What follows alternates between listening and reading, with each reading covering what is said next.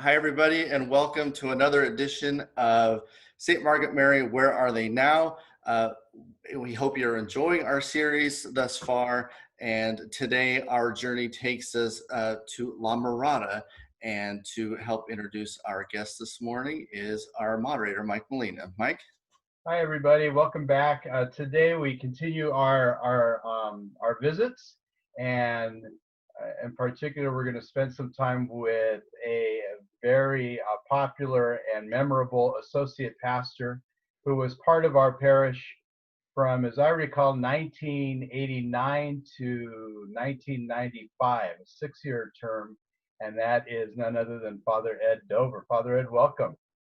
Well, thank you. It's good to connect with all the Margaret Mary folks again, and I love that you're doing this. This is such a great idea because I think a big part of St. Margaret Mary, I think, for anyone you are interviewing, I am certain that they have forged lifelong, lasting relationships with people from that community. It was just a great community to belong to. And I think that sense of belonging sustained parishioners and ministers over the course of these many years. Yeah, I left there in June of 1995. It's hard to believe it's been that long, but the gray beard certainly gives testimony to those years. Yeah, so it's real. I'm really happy you guys are doing this. Well, it was 25 years ago, but it seemed like yesterday in a lot of ways, Father Ed. So we'll talk a little bit about the time that you were with us. But as a matter of background, I think most folks who remember Father Ed know that he is a product of Lompoc in Santa Barbara County. And after a couple of years after high school, felt the tug of his vocation, entered St. John's Seminary, was ordained in 1985. Cardinal Manning's last class. I remember that ordination very well because I sang at that for some reason, and little did I know that both you and Father Pat Mullen, who's your classmate, would become lifelong friends.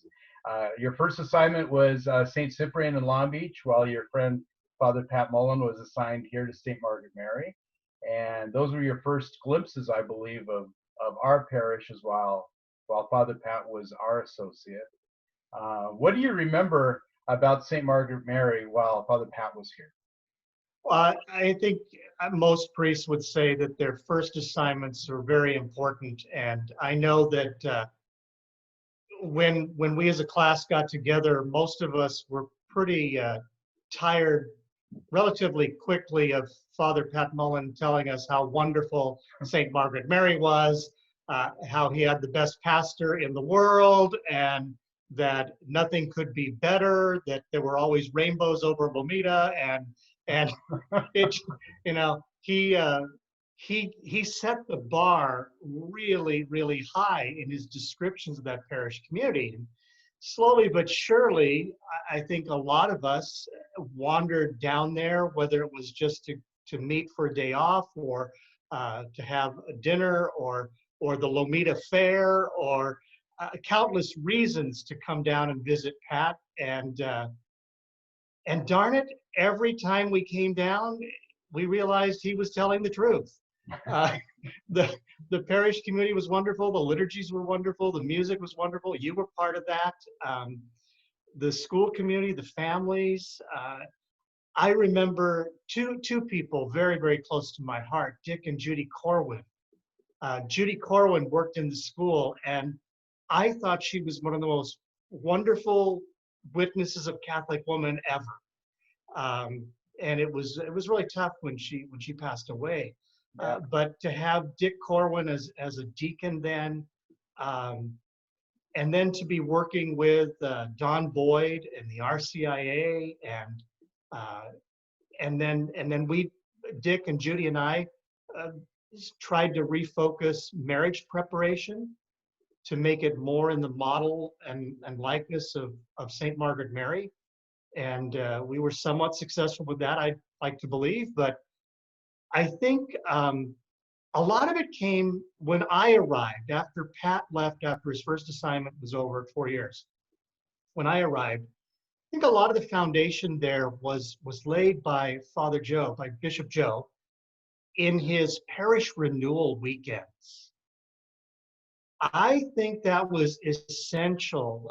Long before other parishes were into evangelization or any of that focus, he recognized it's about people and it's about the relationships.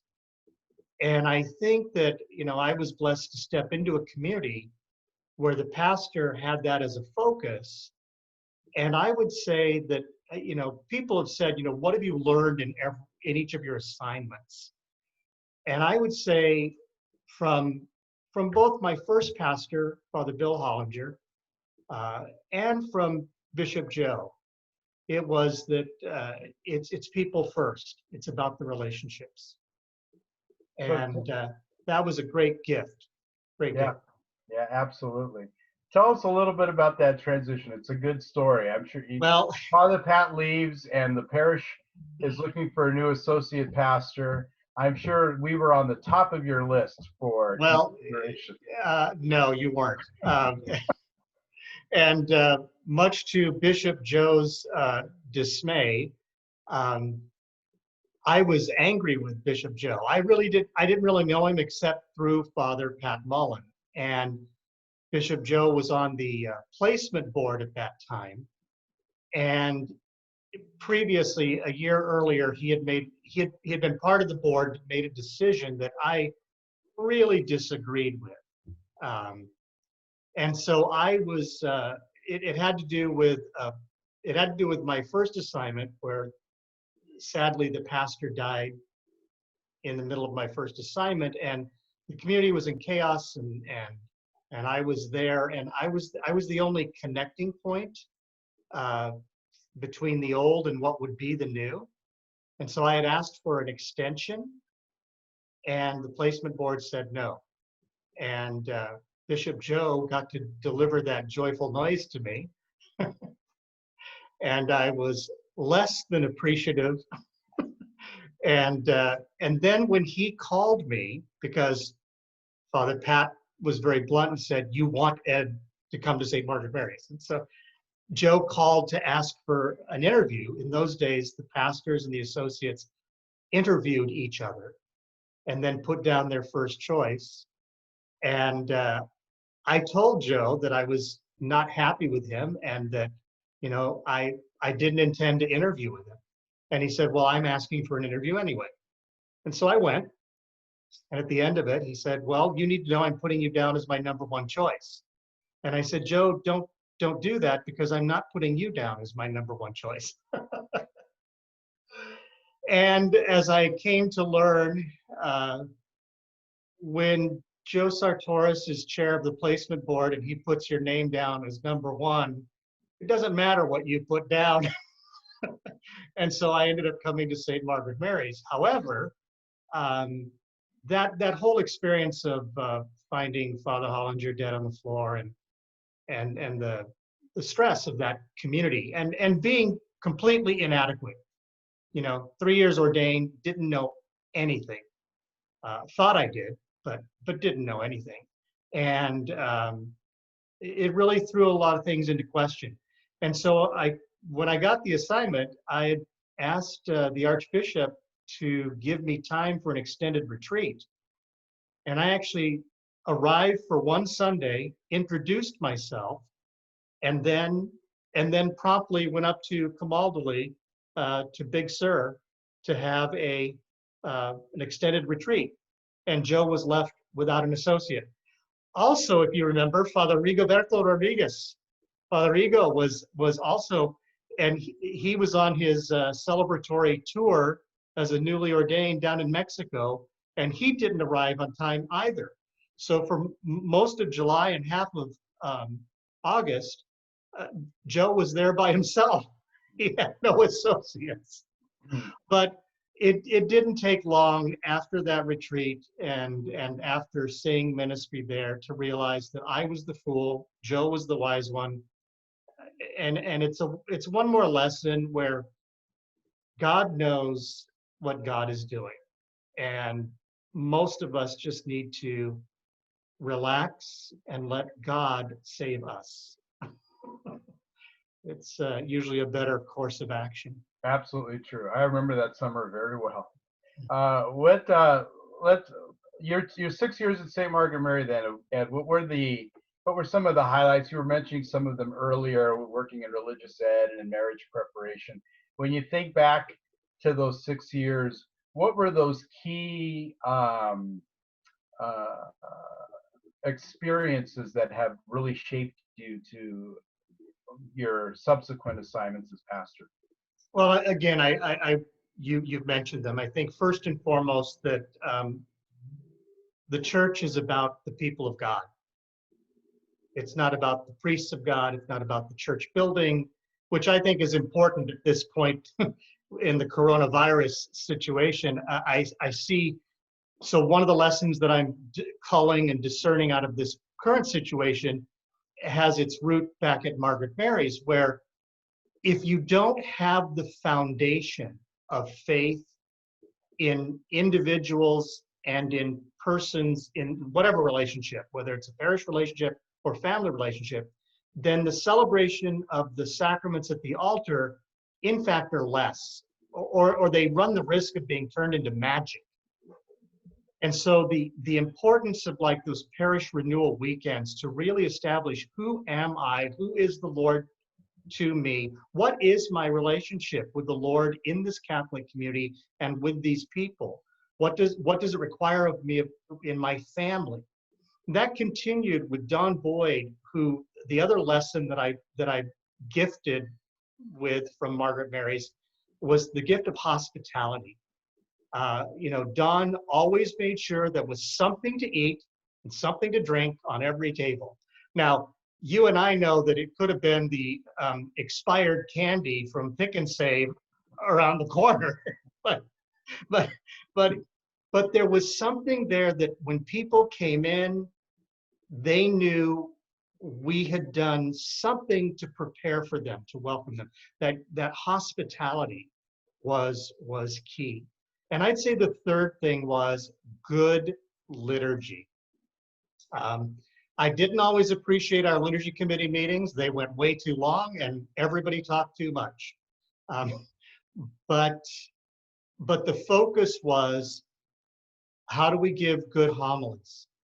What do people need at this point in their journey? Bishop Joe demanded excellence in music. Without being a tyrant, he just believed God's people deserved the best that we could give them, and that the Lord, who was being worshiped, deserved the best. And so I really think that connectedness of community, the undergirding of faith, hospitality, and good liturgy, the passion for good liturgy, is something that I've carried forward in all my other assignments and tried to bring about whatever that community's reality could be. Necessarily, it's different from St. Margaret Mary's because every community is different. But I think those are the underpinnings. And even now, after St. Margaret Mary's, I was made pastor of a Chinese mission with Mass celebrated in 3 languages, English, Spanish, and Chinese. I failed miserably at Spanish. I got by in English, and I couldn't even attempt Chinese. But those other truths, what is the faith of the people? What is the relationship of the people? Hospitality, good liturgy, that allowed that community to overcome a lot of differences and barriers that were present. And then I was in Gardena at St. Anthony's and a similar experience. And then I was asked to parish 2 parish communities at the same time, being pastor of St. James the Less and Holy Redeemer in Montrose. And again, how do you bring that together? With all those things I learned at St. Margaret Mary's. Mm-hmm. That's how you brought it together. So St. Margaret Mary's is the gift that keeps on giving. I love that. I love that. Talk a little bit, Ed, about the time you were with us at St. Margaret Mary and your commitment to the school, because there are a lot of former students. When I run into former students in the late 80s and early 90s, they will always ask, hey, how was Father Ed? How is Father Ed doing? So obviously you left an impact on them. What are your memories of St. Margaret Mary School during your time as an associate? Well, I'm going to blame you along with Bishop Joe and Don Still, the 8th grade teacher, Don Still. Part of the associate's responsibilities assigned by Bishop Joe, Father Joe at that time, was that the associate was expected to be present in the school. And so you would take time in the week to visit all the classrooms. And I'll be honest, the little kids were harder to relate to. Middle school kids, 5th grade and up, you could have a conversation. You could ask them questions and they would answer. It helped that you were also teaching history in the upper division. And so it was kind of a natural bridge to walk into the school, to be welcomed by the principal and the faculty. I was blessed, and some of the former students would remember, some of our teachers were a little rigid. But if the priest came in, they always made time for us. And they allowed us to come in and ask questions, talk about the Mass, ask about the homily. And, as as Don Still knows, I had the policy that you could ask me any question. I would give you an answer. If it was a question that I felt your parents should be answering, that I would contact the parent. And I think what's interesting is that built a great relationship with the parents as well of the school kids, that they knew that I was holding them in their proper role to lead and guide their sons and daughters. And I think that's again, it's something that I continue to tell the parents of every school, every parish I've been to has always had a Catholic school. And I've always told the parents, look, I want to make you heroes in your children's eyes for as long as I can. We both know that day will come to an end, but for the time being, I want you to have the answers. I want you to be able to have these conversations. I want you as parents, because you're going to be the constant in their life. And I think a lot of those kids, in fact, built those relationships with their parents. And because of that, they were able to navigate, some tough situations in high school, as all kids face, college. But again, I go back to Bishop Joe saying, it's about the healthy, holy relationships. Right. And yeah, so I loved being in school. So at the end of your assignment at St. Margaret Mary, you were there again during a very historic transition where the pastor becomes a bishop, and he is ordained in March of 1994 and leaves in April of 1994. And you hold down the fort for a few months before the next pastor comes, Monsignor Pat Thompson. Right. Father Pat, you're one, by the way, this is the kind of stuff that only my mind knows. You're one of the very few priests of St. Margaret Mary's history that bridges two pastors. We don't have that experience very often. It was Father O'Keefe between Father Cremens and Father Sartoris, you and Father Jesus Parra during the transition in 1994. For some reason, when we get a new pastor, we get new associates too. You are a bridge between two very important pastorates, administrations. What are your memories, because he is so beloved at the parish? What are your memories of the year you spent with Father Pat Thompson? I loved it. I felt Pat. Now Pat was an odd duck. There's no two ways about it. But his passion for Christ, his passion for faith development, he had an amazing intellect, and he was not afraid to be creative.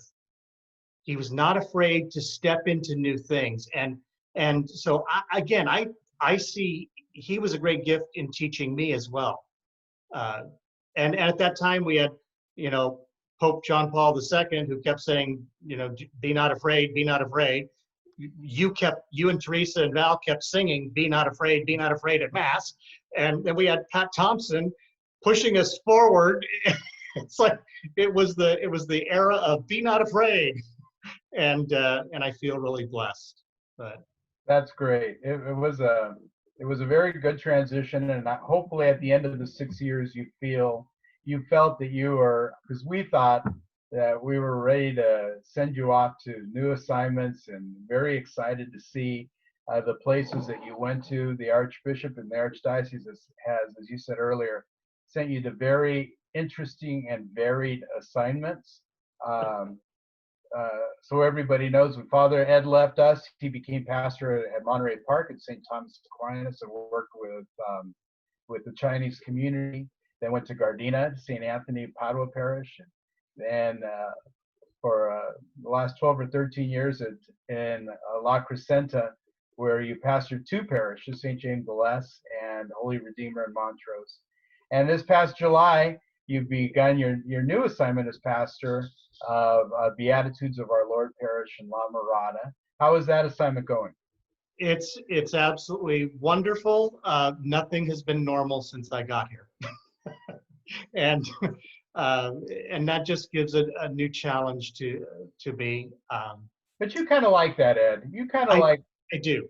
I do not want to be in a place where I do not feel useful. And so as long as God gives me strength, I want to keep working and creating, and so it's a blessing. But a little known fact that you may not know about archdiocesan history: the official title of the parish is the Church of the Beatitudes of Our Lord, and it is the only church in the United States, only Catholic church in the United States under that title. And it was given the title by Cardinal MacIntyre, who, when he was in Rome for the Second Vatican Council, was assigned to celebrate Mass at the Church of the Beatitudes in Rome. And he liked the title so much that he decided, the next parish I create in LA will have this title. And so I like it because it gives us a little distinction from other parishes. Although it is difficult because there is no Saint Beatitude or Saint Beatitude's feast day. And so we celebrate the day that the parish was created, June 15th, 1964. And again, God knows what God is doing. June 15th is the anniversary of my ordination as a priest. And so I feel like it was meant to be. Absolutely. Absolutely true. So folks, you can find Father Ed very easy. You can just Google him, and he's the only Beatitudes parish. So it's easy to find him. I am sure that he'd love to see old faces. So at the time that we do come back and go back to church physically, if you find yourself wanting to an experience and to reminisce, I'm sure, Father Ed, you'd be happy to welcome back old faces and old friends. Absolutely. So last few minutes here, Ed, a message to parishioners at St. Margaret Mary. What would you like to leave? Remember that what you have is more important than what you do not have right now. No, we can't gather at the altar, but the faith that brings us to that altar is ours, and it's our responsibility. And so I encourage you daily to make the effort to grow in that faith, to remind yourself and those in your household of that faith, so that when we can return to the altar all together, that we have hearts that are deeply, deeply immersed in Jesus Christ, and make that celebration of the altar the most magnificent celebration that the church has ever known. Do not focus on what you do not have. Focus on what you have. And that's how I'm getting through this. I believe that's how all of us will get through this. And our church will be even more amazing as we go forward in new ways. God bless. Father Ed Dover, you're a great pastor, a great priest, and a great friend. So thank you very much for spending some time with us today. We really appreciate it. And God bless you as you continue to serve the people of La Mirada. They're very blessed to have you. Thanks again. Matt, turn it back to you. Thank you, Mike. Thank you, Father Ed. This was great. Don't forget, if you are enjoying this series and you want to get notified of the next video, make sure you click the subscribe button and you'll get notified immediately when we upload a new video to our YouTube. So thanks for joining us, and we look forward to seeing you all at our next interview. Take care.